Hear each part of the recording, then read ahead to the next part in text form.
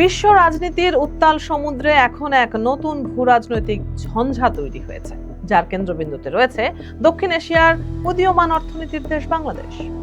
বিশ্বমঞ্চের এই জটিল সমীকরণে প্রতিটি পদক্ষেপে এখন নতুন করে ভাবতে হচ্ছে নীতি নির্ধারকদের। আসন্ন 2026 সালের 24 নভেম্বর স্বল্পোন্নত দেশের এলডিসি তালিকা থেকে বাংলাদেশের চূড়ান্ত উত্তরণ ঘটার কথা রয়েছে, যা দেশের কূটনীতি ও বাণিজ্যের সামনে এক বিরাট ঐতিহাসিক মোড় তৈরি করেছে। দশকের পর দশক ধরে দেশের পররাষ্ট্র নীতিতে একটি চিরচেনা প্রশ্নই সবচেয়ে বেশি আলোড়ন তুলেছে: বাংলাদেশ কি তবে ভারত, চীন নাকি যুক্তরাষ্ট্রের দিকে বেশি ঝুঁকবে? কিন্তু বর্তমান আন্তর্জাতিক সম্পর্কের বরফ শীতল বাস্তবতায় এই গতানুগতিক প্রশ্নটি এখন অনেকটাই অপর্যাপ্ত এবং রাষ্ট্র পরিচালনার জন্য অকার্যকর হয়ে পড়েছে।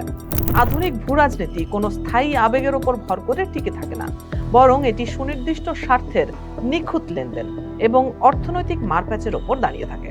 এই নতুন বৈশ্বিক সমীকরণে বাংলাদেশের জন্য অন্ধ বন্ধু নির্বাচনের চেয়েও অনেক বেশি জরুরি হয়ে পড়েছে প্রয়োজন ভিত্তিক অংশীদারিত্বের একটি সুনির্দিষ্ট ও কৌশলগত মানচিত্র তৈরি করা। ভূগোলের নির্মম অনিবার্য বাস্তবতায় বাংলাদেশের সর্ববৃহৎ প্রতিবেশী এবং নিরাপত্তা ও বাণিজ্যের ক্ষেত্রে অপরিহার্য অংশীদার হিসেবে অবধারিতভাবে সামনে চলে আসে ভারতের নাম। অভিন্ন নদীর পানি ব্যবস্থাপনা, সীমান্ত সুরক্ষা, রেল ও নৌ সংযোগ এবং আঞ্চলিক বাণিজ্যের প্রসারে ভারতের সঙ্গে সম্পর্ককে আবেগ দিয়ে নয়, বরং দৃশ্যমান পারস্পরিক সুফলের ভিত্তিতে দাঁড় করাতে হবে। অন্যদিকে পূর্ব এশিয়ার দুই প্রযুক্তিগত পরাশক্তি জাপান ও দক্ষিণ কোরিয়া বাংলাদেশের উন্নয়ন ও অবকাঠামো খাতের ইতিহাসে এক দীর্ঘমেয়াদী আস্থার প্রতীক হিসেবে কাজ করছে। শুধু সেতু বা ঋণের গণ্ডিতে আটকে না থেকে জাপান ও কোরিয়ার সঙ্গে এখন কৃত্রিম বুদ্ধিমত্তা, মানসম্মত উৎপাদন, কারিগরি শিক্ষা এবং দক্ষ জনশক্তি তৈরির নতুন দিগন্ত উন্মোচন করতে হবে। ইউরোপীয় ইউনিয়ন দীর্ঘকাল ধরে বাংলাদেশের পোশাক রপ্তানির সবচেয়ে নিরাপদ দুর্গ হিসেবে পরিচিত থাকলেও এলডিসি উত্তরণের পর এই সম্পর্ককে দাঁড় করাতে হবে সম্পূর্ণ নতুন এক ভিত্তির উপর। জার্মানির প্রকৌশলী বিদ্যা, নেদারল্যান্ডসের পানি ব্যবস্থাপনা এবং ফ্রান্সের সঙ্গে যৌথ গবেষণার হাত ধরে ইউরোপকে কেবল ক্রেতা নয়, বরং প্রযুক্তির অংশীদার করতে হবে। মধ্যপ্রাচ্যের উপসাগরীয় রাষ্ট্রগুলো সৌদি আরব, সংযুক্ত আরব আমিরাত, কাতার কিংবা ওমান বাংলাদেশের অর্থনীতির প্রাণ ভ্রমরা হিসেবে পরিচিত প্রবাসী আয়ের সবচেয়ে বড় যোগানদাতা। তবে কেবল সস্তা শ্রম পাঠানোর পুরনো মডেল থেকে বেরিয়ে এসে মধ্যপ্রাচ্যের দেশগুলোর সঙ্গে খাদ্য নিরাপত্তা, যৌথ মালিকানা এবং আধুনিক শিল্পায়নের সমীকরণে প্রবেশ করতে হবে। দক্ষিণ পূর্ব এশিয়ার উদীয়মান অর্থনৈতিক জোট আসিয়ানের সঙ্গে সম্পর্ক স্থাপন না করলে বাংলাদেশের ভবিষ্যৎ আঞ্চলিক বাণিজ্যের পরিধি ও প্রবৃদ্ধি অধরাই থেকে যাবে।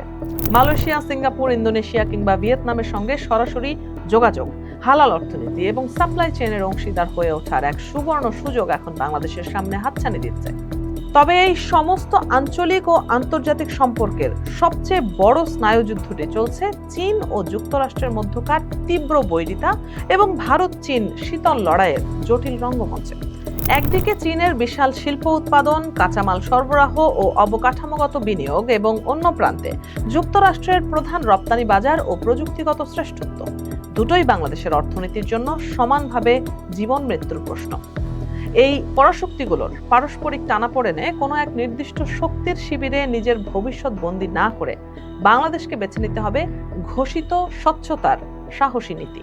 কোন প্রকল্প কার সঙ্গে, কেন এবং কি অর্থনৈতিক মূল্যায়নে করা হচ্ছে তা প্রকাশ করার মাধ্যমেই কেবল পরাশক্তিগুলোর পারস্পরিক সন্দেহ ও ভূ রাজনৈতিক চাপ এড়ানো সম্ভব। কোনো একটি মাত্র দেশের ওপর সর্বাত্মক নির্ভরতা না রেখে জ্বালানি, অস্ত্র, ঋণ এবং শ্রম বাজারে একাধিক বিকল্প খোলা রাখার কূটনীতি নিশ্চিত করবে বাংলাদেশের দীর্ঘমেয়াদী অর্থনৈতিক সুরক্ষা।